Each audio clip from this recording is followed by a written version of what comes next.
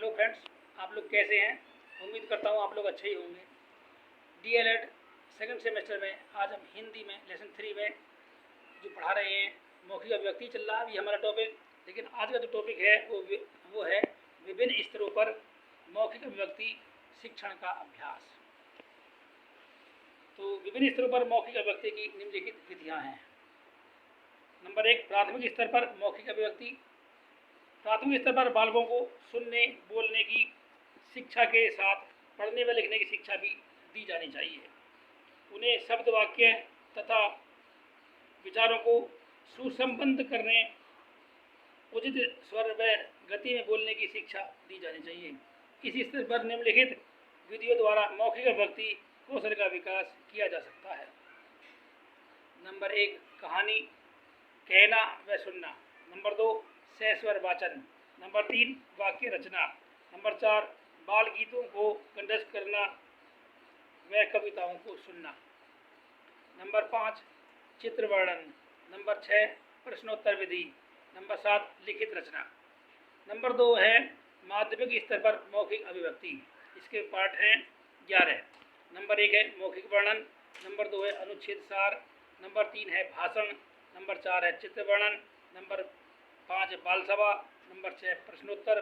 Number 7 है संवाद। Number 8 है नाटक खेलना। नंबर 9 कविता पाठ। नंबर 10 चर्चा।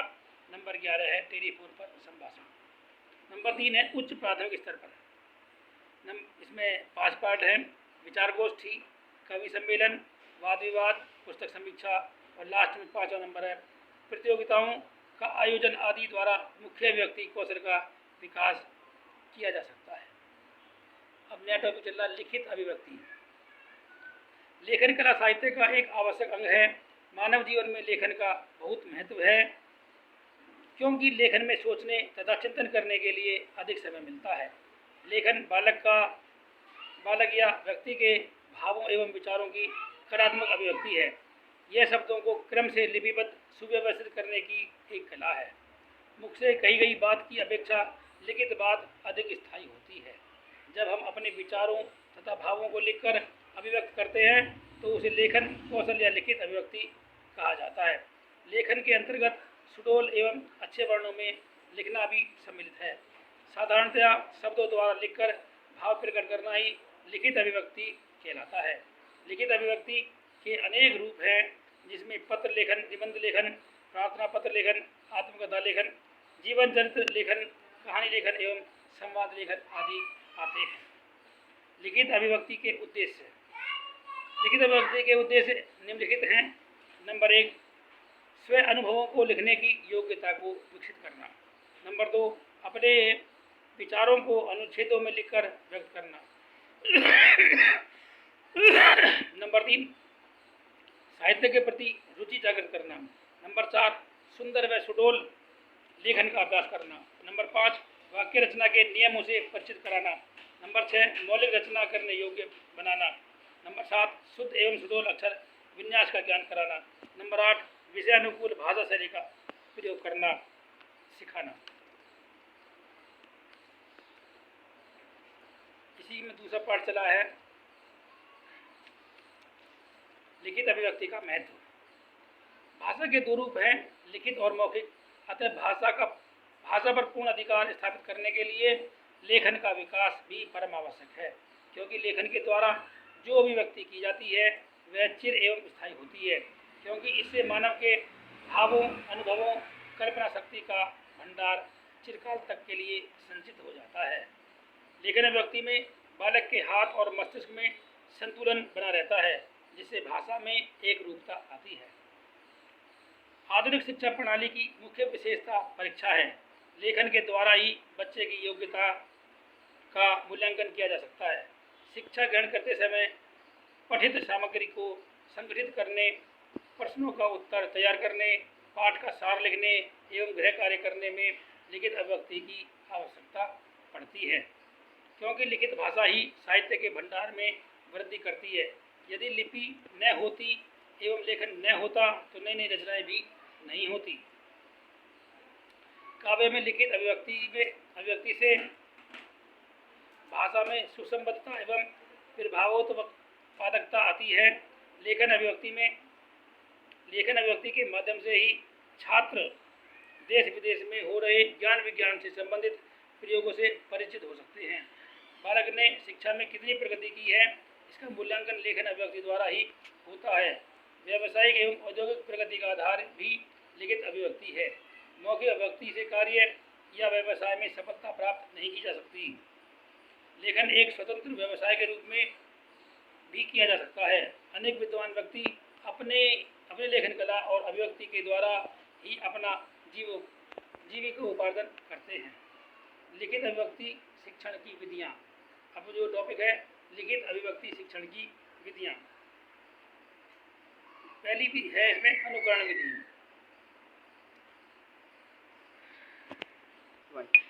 नंबर 1 अनुकरण विधि। अनुकरण विधि द्वारा पाठशाला में साधारणतया लिखना सिखाया जाता है। शिक्षक स्लेट पर या श्यामपट्ट पर वर्ण लिख देता है और उसी को देखकर विद्यार्थी स्वयं लिख लेते हैं।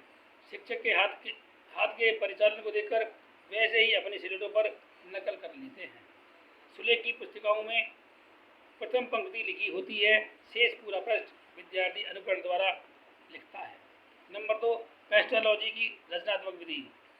इस विधि के अनुसार 3 बातों पर ध्यान देना अत्यंत आवश्यक है, जैसे प्रत्येक वर्ण का निम्न आकृतियों के संयोग से बनने के कारण छोटे छोटे भाग में पृथक्करण करना, खड़ी टेढ़ी और आड़ी लकीर, वृत्त, अर्धवृत्त, उल्टा अर्धवृत्त इत्यादि।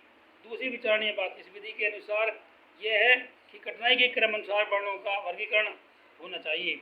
उदाहरणार्थ हिंदी में इनका कार्यान्वयन इस प्रकार किया जा सकता है: गे, मैं, ने, भे, झे, रे, अणे, से, ए, ऐ आदि। तीसरी विचारणीय बात है कि विभिन्न आकृतियों का वर्णन बनाने के लिए एकीकरण करना। अतः रचनात्मक विधि 3 क्रियाओं पर आधारित है: पृथक्करण, वर्गीकरण और एकीकरण। नंबर 3 है मोंटेसरी पद्धति। मोंटेसरी विधि लिखना सिखाने की विधि मोंटेसरी की एक मौलिक देन है। लिखना सिखाने के लिए बालक को लकड़ी अथवा गत्ते से बने अक्षरों पर अंगुली फेरने को कहा जाता है। अंगुलियां सट जाती हैं और वह अक्षर लिखना सरलतापूर्वक सीख जाता है। गत्ते के एक बड़े तख्ते पर वर्ण की आकृतियां बनाकर शिक्षक दे देगा। बालक शिक्षक की सहायता से उन्हें काट लेंगे। अब गत्ते में कटी हुई आकृतियां रह जाएंगी, अतः नीचे कागज रखकर खाली कटे हुए स्थानों पर पेंसिल चलाने से नीचे के कागज पर वर्ण बन भी जाएंगे और वर्ण लिखने के लिए हाथ के परिचालन का अभ्यास भी बालक को हो जाएगा। यह एक रोचक विधि है। लिखना सिखाने की यह पद्धति वास्तव में प्रशंसनीय विधि है। जैकरटॉक विधि द्वारा लिखना सिखाने के लिए बालक को पठित वाक्य लिखकर दे दिया जाता है। जब एक शब्द बालक लिख लेता है तो वह स्वयं ही उसे शिक्षक द्वारा लिखी हुई मूल प्रति से मिला लेता है और अपनी अशुद्धि का सुधार स्वयं करता है। जब इसी प्रकार पूरा वाक्य लिख चुका होता है तो फिर उसे स्मृति के आधार पर पूरा वाक्य लिखने को कहा जाता है और मूल प्रकृति की सहायता से अंत में अपनी अशुद्धि का सुधार वह स्वयं करता है। नंबर 5 है विश्लेषण विधि। विश्लेषण विधि में लेखन शिक्षण शब्द वाक्य एवं वाक्य शब्द इन 2 क्रमों में चल सकता है। दोनों क्रमों को रोचक बनाने के लिए चित्रों की सहायता भी ली जा सकती है। इन चारों विधियों को क्रम से शब्द विधि, वाक्य विधि, चित्र शब्द विधि तथा वाक्य चित्र विधि कहा जाता है। विश्लेषण विधि वाचन शिक्षण की दृष्टि में अधिक उपयोगी है, लेकिन लेखन शिक्षण हेतु अधिक उपयोगी नहीं है, क्योंकि लिखने में अक्षर विशेष पर ध्यान देना पड़ता है। संपूर्ण वाक्य का आकार विद्यार्थियों की दृष्टि परिधि से बाहर हो जाता है। लेखन शिक्षण की दृष्टि से ये विधि कठिन है। नंबर 6 संश्लेषण विधि। संश्लेषण विधि के अंतर्गत पहले वर्ण, फिर शब्द और अंत में वाक्य लिखना सिखाया जाता है। वर्णमाला से परिचित कराने के बाद वर्णों से मिलकर बनने वाले शब्दों को लिखना सिखाया जाता है, इसलिए इसे संश्लेषण विधि कहते हैं। इसे वर्ण, शब्द, वाक्य विधि भी कह देते हैं।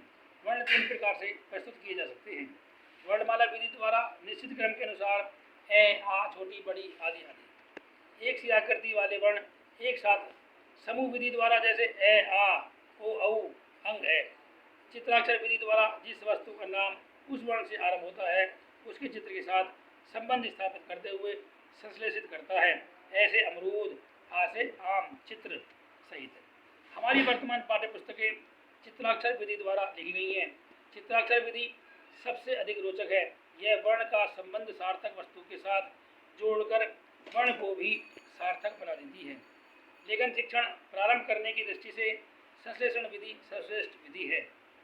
नंबर 7 और लास्ट है इसमें मनोवैज्ञानिक विधि।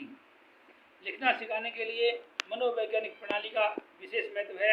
मनोवैज्ञानिक प्रणाली में वर्णमाला के अक्षर तथा शब्द आदि सिखाने की अपेक्षा पूर्ण वाक्य बोलना तथा लिखना सिखाया जाए। बालक जब पूर्ण वाक्य बोलने लगे एवं उनकी कर्मेंद्रियां तथा ज्ञानेंद्रियां मजबूत हो जाएं तो उन्हें पढ़ने व लिखने के लिए तैयार करना चाहिए। तो ये आज का टॉपिक था। मैं धर्मेंद्र कुमार शर्मा आपसे नए वीडियो में नए टॉपिक के साथ फिर मिलता हूँ। तब तक के लिए नमस्कार।